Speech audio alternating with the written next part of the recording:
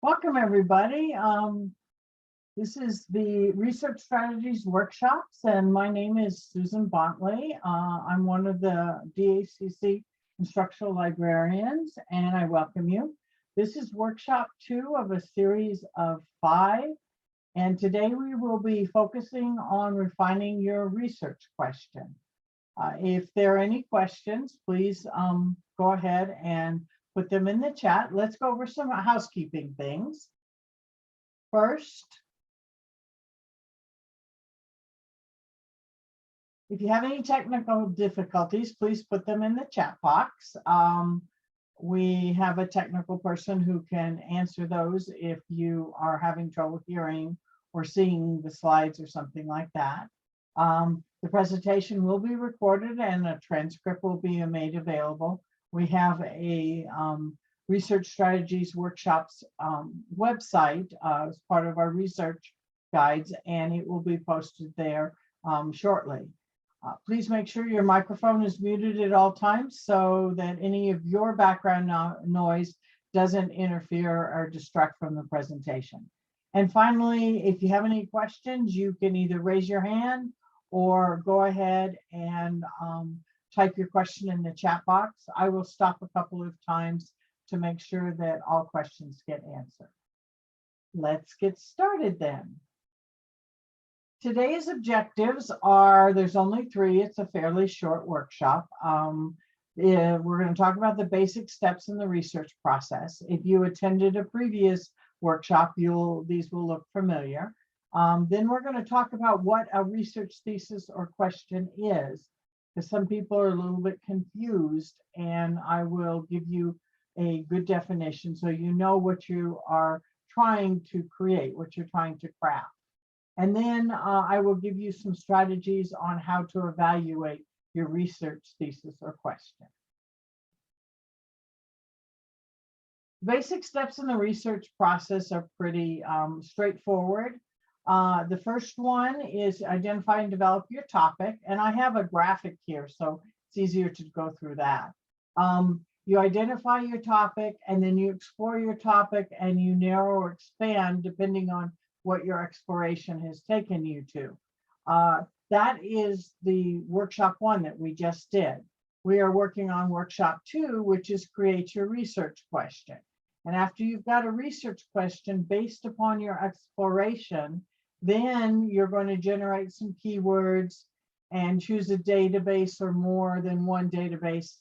And this is an iterative process, and you will be getting results, and then you might make some tweaks to your keywords and improve your results.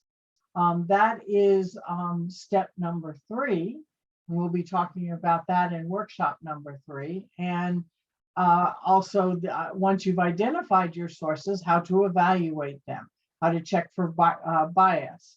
So that is steps 4 and 5.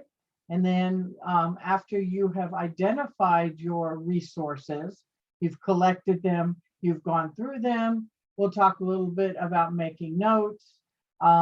Writing your paper is the next step after you've created your notes. And then finally, in workshop 5, we're going to talk about citing your sources.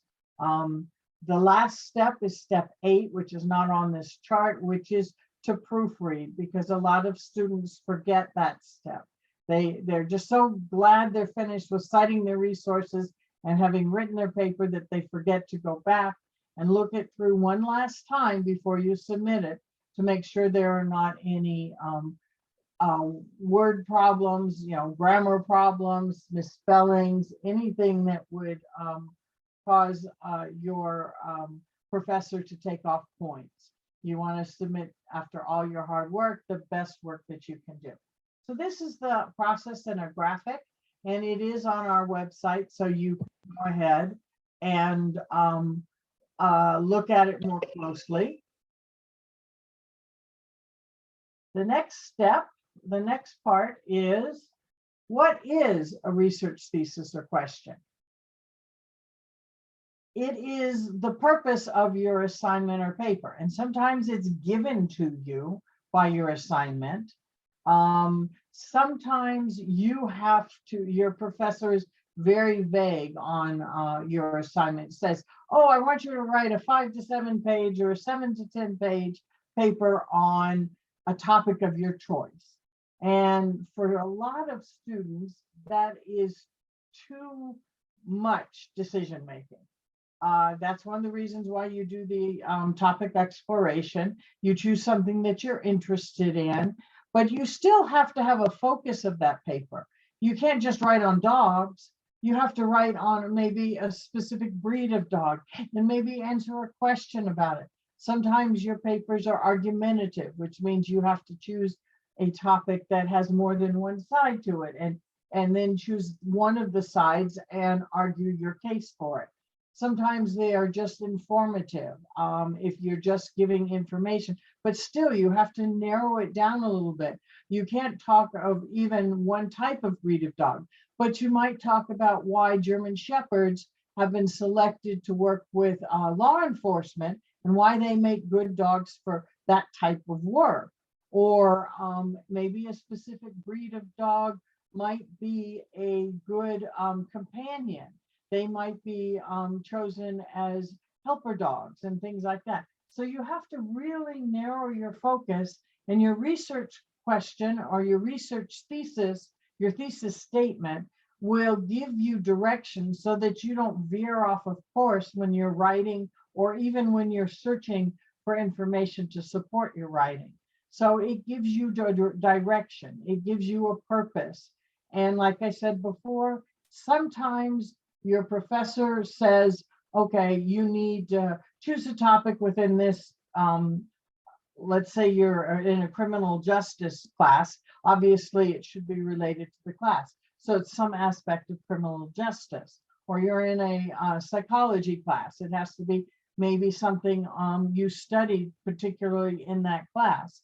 That gives you a framework, but then you have to have even more direction, even more purpose. So depending on the assignment, you will get some guidance, but your thesis statement or your research question is what really gives you the boundaries for where you're going to search for your research and you're going to write about. And your question needs to be a thinking question, not a factual one. Even in narrative papers or informative papers, you still are doing more than just asking and answering who, where, and when. You're also going to talk about why and how and what. So if you are discussing why a particular breed, I'm going to stick with the German Shepherds and law enforcement, you're going to talk about who, which is law enforcement and German Shepherds, where you might talk about how they are trained. You might also talk a little bit about the history of it and when, like when they were first became part of law enforcement or military. But you also want to talk about why. Why were these dogs chosen? How did it happen? I mean, how did they discover that they were such good companions and workers in law enforcement and military? What makes a German Shepherd a good worker dog? And what doesn't? Because there are German Shepherds that for some reason or not don't have the right temperament. And so they get either retired from it or they unfortunately wash out of training school, that type of thing. So those are questions that really intrigue your reader too and get their attention. They don't just want the factual, the who, where, when. They also want to know why, how, and what. And your question for the topic that I'm going to use as an example might be, what makes German Shepherd, the breed of German Shepherd dogs, good workers when it comes to law enforcement and or military? I mean, you might want to just keep it to law enforcement, or you might only talk about military. When you're writing this question, you also need to think about who's going to be reading it. Not just your professor. Yes, we know that. But if you were writing for a unknown audience, someone outside of your professor, what would they want to know? Why would they be interested in it? What type of information will make them continue to read your paper? And those are types of questions that will help guide you, give you direction on searching for resources and also writing it up.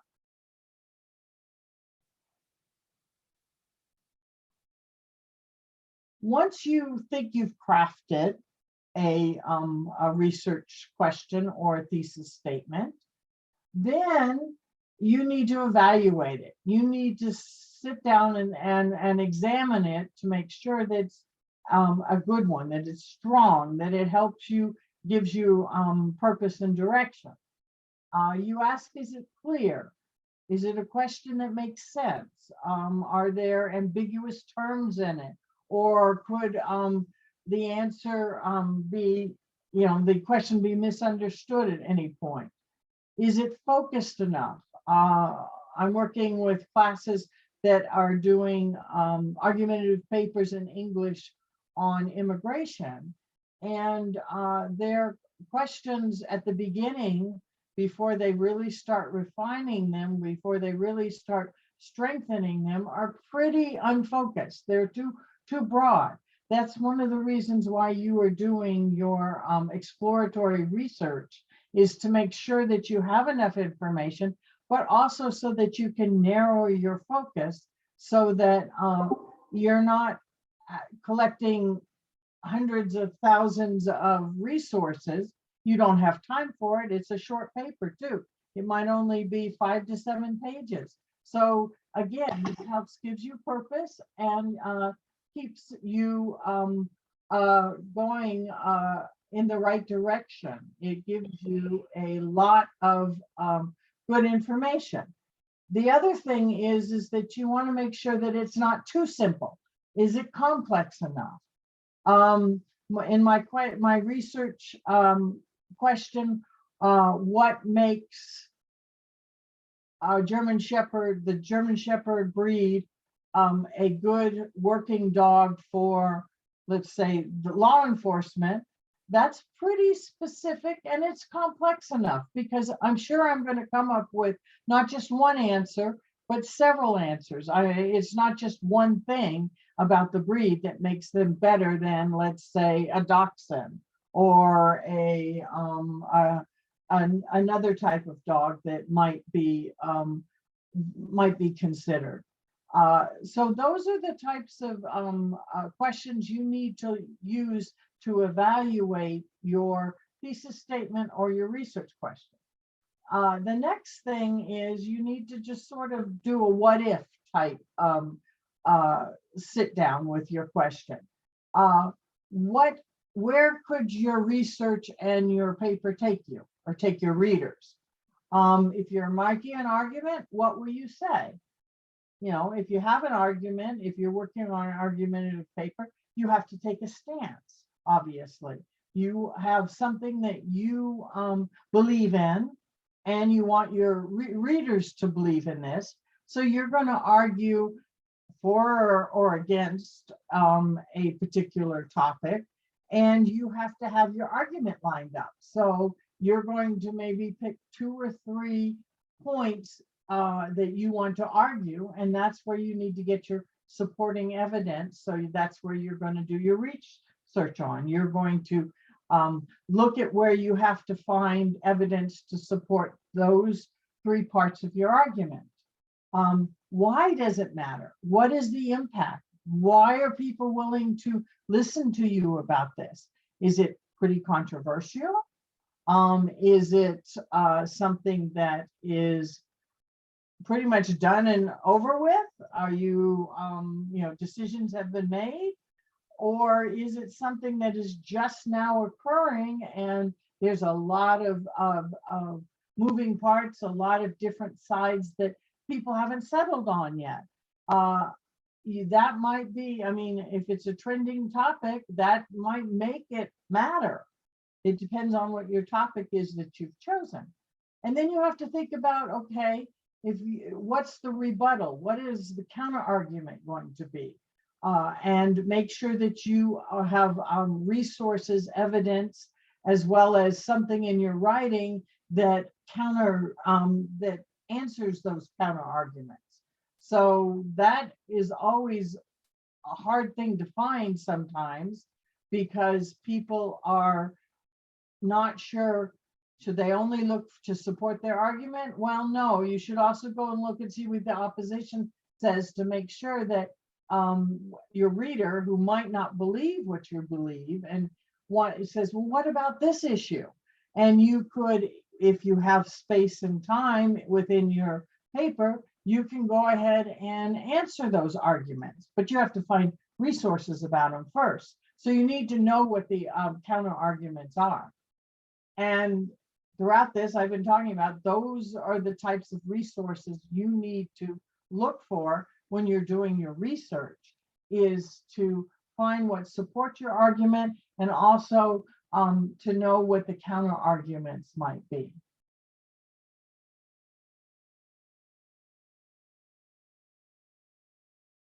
It's a pretty short presentation.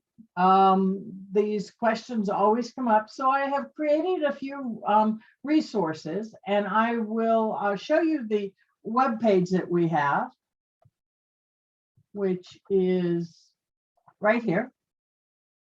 This is our library web page for the research strategies workshops, and each one of the workshops falls into one of these 4 categories. The first 2 fall into the select.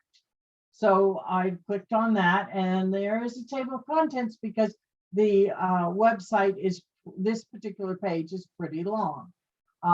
If you are coming in and haven't been to one of our workshops before, the first workshop, these resources for that are right here, and you can click on that. But I'm going to jump down to workshop number 2 here, refining your research question, which is what we are talking about right now. And that will take me, when I click on that, it will open in a new window. That's the way the web page works. And it takes you down to, okay, so our objectives were, what is a research thesis or question, and evaluating your research thesis and or your research question. These are the slides from the presentation that I just showed you. As you can see, some of these slides are reproduced right here. And then there are some additional supports to delve into doing, besides just listening to what I just said, you can use. One of them is defining a research question. So right here, it gives you some examples for you to use on this 1-page handout. So I said, remember, we're not doing who, where, and when. Those are facts. But what we're doing is why, how, and what. And it gave you an example on how you could refine your research question. Really good handout to have handy. The next one is developing thesis statements. Again, another handout. Talks a little bit about do's and don'ts, and gives you an example of a bad one, and then how to make it better, and then how to make it really good. And it talks a little bit about the types of essays too, because sometimes you have to have different types of research questions or thesis statements depending on the type of writing that you're going to be doing. And it has some links down at the bottom if you wanted to follow those. Another one is from the University of Wisconsin, and it's developing a thesis statement. Again, where it's,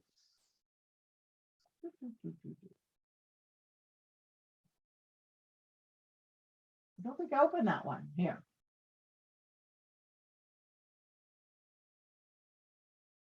I think I've got the wrong link there. Anyway, this is a graphic organizer that's used to help you sort of narrow your topic a little bit. And this can help you to have handy when you're writing your thesis statement, because as you get down to the bottom, you have the questions that might come from your sources to help you possibly use as the beginning of a thesis statement. Later on down the line, there's a couple of more developing research questions. This is from another library in Australia, but they really do help you go through a few exercises to narrow down your topic enough to make it a good research statement. And if you need some additional help, this would be a really good place to start. Another one is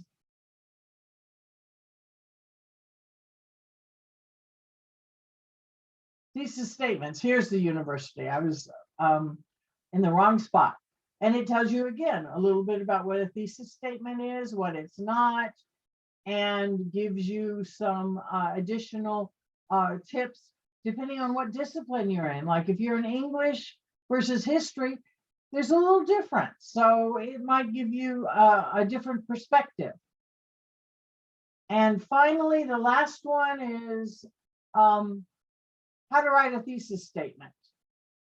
Again, a lot of it's repetitive, but here's one when the topic is not assigned, when your professor says, okay, choose something from within the class that we've talked about and write something about, write a 5 to 7 page paper on it. And this gives you some additional help on that if the topic's assigned, but if it's not assigned, then it gives you some additional help with refining it. So all three of these, all of these resources will be very helpful if you want more information about refining your thesis statement or your research question. I wanted to let you know that there will be another, all of these are listed here, including the research guide that you can use. Then we talked about the basic steps. What is a research question and why is it important? And we also talked about the tools to help you refine and to evaluate your research question. So all of those are very important skills to have. And once you've done that, the next thing is on the research process is to go out and find sources based upon the direction that your research question provides you. And so our next workshop will be after spring break on March 16th on a Wednesday again. And we'll be talking about keywords and phrases and how to use them to search effectively, because you can get a lot of results if you just throw in your question to Google. But if you are a little bit more strategic in choosing your keywords and phrases, you're going to get a lot better results. If you would like to attend that workshop, please go ahead and contact the ARC Tutoring and sign up for that, especially if you're going to get credit for it. And our last slide is if you would take a moment to fill out the survey, we'd appreciate it. The link is right there. And I appreciate that you took some time today to come listen to the presentation. And I hope you have a really good weekend.